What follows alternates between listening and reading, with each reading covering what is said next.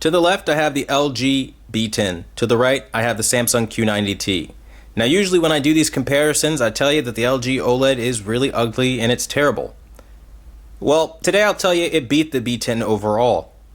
It had to use a secret menu to do it, but it does beat it overall.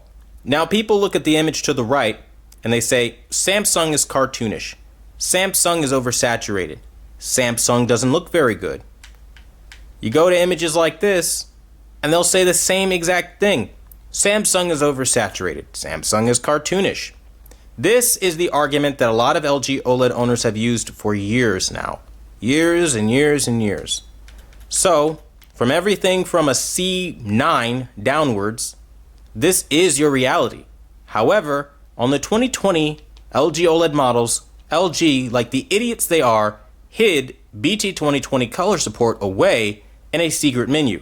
You can access this secret menu by, on your Magic Remote that comes with your TV, inputting 1113111. This pulls up something called the HDMI signaling override, and I've shown this off in a previous video. What this does is give you direct access to BT 2020. The goal of any color space is to get closer to the human eye than what we have right now with things like the Rec 709. This is game changing, and it absolutely changes your experience for the better. When you showed examples like this off, where you show the OLED being washed out and ugly and the Samsung QLED and any other TV like the A8G, the 900E, you name a TV, beating OLED without this menu, they all say that those TVs are oversaturated, cartoonish, and they prefer the look to the left because they're biased, they're blind, they're fanboying. The reality is, the moment you show that OLED has the same BT 2020 color support now on 2020 models, and you show that it's now more saturated, more vibrant, more lifelike than what you have on a Samsung QLED, oh, they won't say it's cartoonish now, will they? No, instead they say, LG, now you like it, huh? Because the reality is they don't actually mean what they say. For years, LG has been losing. And finally, I can report in 2020, they win something. With a secret menu that should have been commonplace for everybody to access. BT 2020 on a 10-bit display closes the gap further than you would ever imagine it to close the gap. I'll show you what it looks like. Now let's pick a different picture, because some people might think I'm intentionally picking this picture just to make fun of LG, just to go out of my way to be a bully to LG, and I've cherry-picked this picture. So I'll pick something like Mary Jane, where we see face details and things like that. What I'll do is I'll open up the same menu, and I'll use the same secret menu code to get into their secret clubhouse, apparently, of 1113111, something apparently every other adult that bought their TV didn't, I guess, have the wherewithal or intellect to use on their own to get BT 2020 color. And this is what LG gives you by default. That ugly, washed out garbage. To be very clear, LG does win this comparison now, but I need you to see this, because this is what you've been seeing on every single YouTuber's channel. All these AV guys that jump up and down, going on and on about how wonderful LG is and how year after year it gets all these awards. This is the picture they're talking about. This is the image quality that they're talking about. Washed out, fugly images like this. Because the truth is, they're paid to tell you how wonderful it is, even when it's shitty.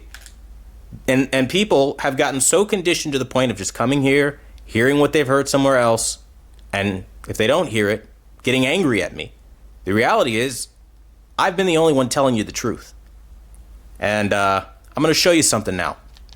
Watch the gap close immediately with this secret menu yet again. Because of this secret menu, I repeat, LG OLED now wins something. Now can come to the table and compete. Because before that, it lost. Boom. This is LG OLED now. Beautiful, wonderful, incredible, words it never could touch without that secret colorist menu. Every single consumer with a B10 or a 10 series OLED, period, needs to know about this menu. LG should never have made it secret. It should be in every single television by default. So the fact that I have to show this off for most people to even know about it, and for anybody to have to really dig for it to know about it, is unacceptable. Because when you look at what it does for the primary colors going into the scene, it puts it far closer to that AAG territory. It makes it look incredible. Colors come to life.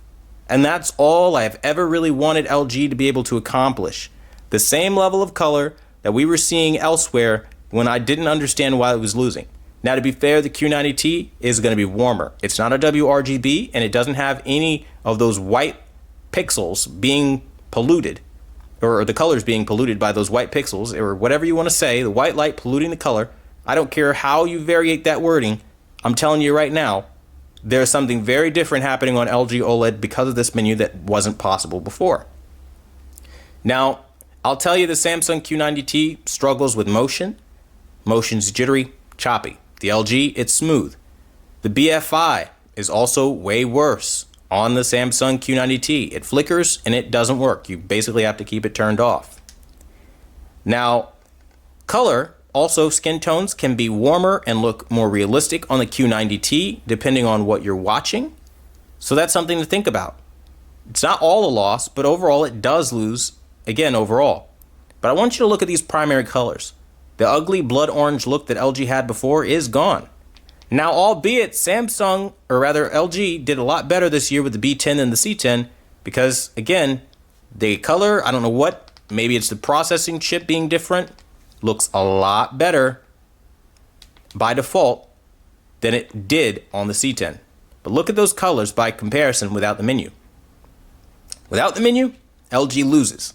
And that loss is very apparent and very painful for a lot of people on LG's side of things. So they've been resorting for years to say that Samsung is oversaturated.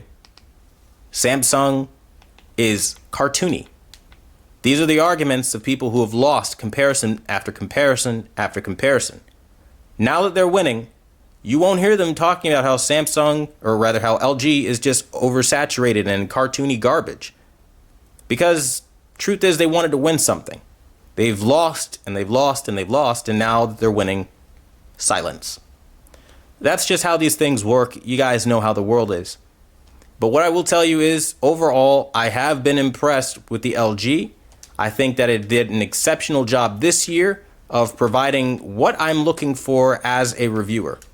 When I look at these TVs, I look for hues, I look at brightness, I look at uniformity, and all the other metrics that matter with TVs.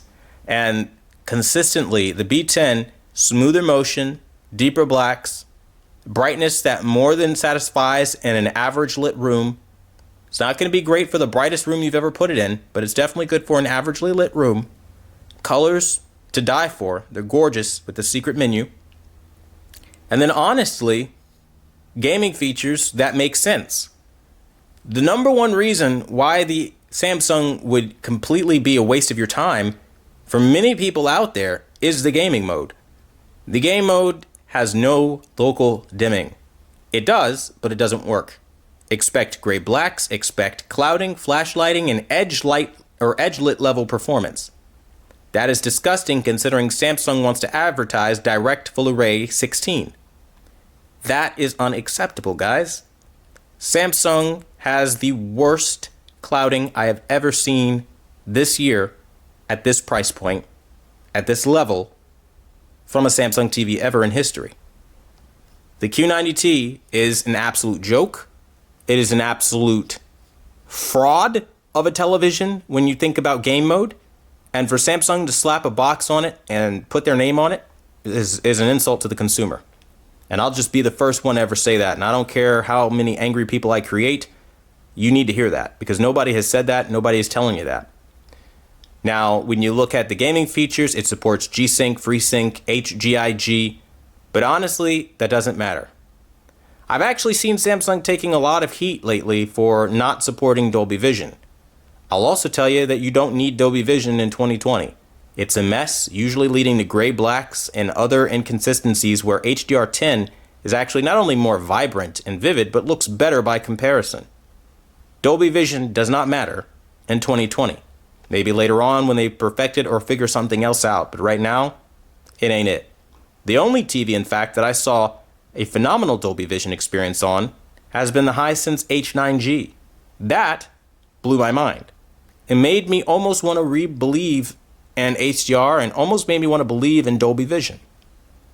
So, that's something to think about there. The Hisense H9G does destroy the Samsung Q90T. You don't need to spend the kind of money Samsung's asking for this subpar performance. So if that's what you wanted to know, there that is. A good alternative to the Samsung Q90T for literally thousands less in some cases and examples. Now, unfortunately, it's not in a 75-inch, so if you're looking to go super big, sorry. Don't know what to tell you there. But what I can tell you is, either way I've looked at it, the Samsung Q90T does lose to the LG B10 in color, clarity, and honestly just being generally acceptable as a TV, right? And this isn't hatred or blind fanboyism or anything like that. I'm just telling you like it is. It isn't performing at the level it's supposed to. Now, my camera can't show you everything, so I really hope you listen to what I'm saying and you take this information and you don't take it with a grain of salt and not listen to what I'm saying, because there's a lot that you need to know about this TV. Samsung is going to have good warm tones, but they are overly green. They have a green hue to them, and it is really ridiculous when you pull it out of the box. Some people have it worse than others. I guess I got it really bad because it was a pain in the ass to get that green hue out, and I ended up having to put a lot more magenta than I ever would have wanted a TV to have just to fully defeat it. So Samsung's quality control, still a mess. As far as dirty screen effect, I do have dirty screen effect when fast objects pan across the screen. I do not have dark corners, vignetting, and I don't have it as bad as the Samsung Q90R where it gave me motion sickness. So I guess I should be thankful that at least they improved a little bit on the dirty screen effect side of things.